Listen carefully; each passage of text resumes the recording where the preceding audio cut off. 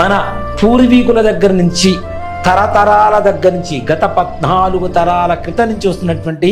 సకల పాపాల నుంచి వచ్చేటువంటి దోషాలు,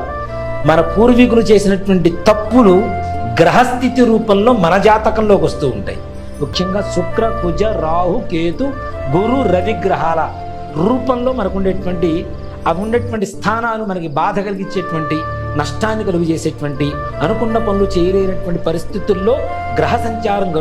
కలుగుతూ ఉంటుంది కాబట్టి, గ్రహస్థితి కలుగుతుంది కాబట్టి మన జన్మతః అంటే ఏంటి, పూర్వీకులు ఏం పాపాలు చేశారు?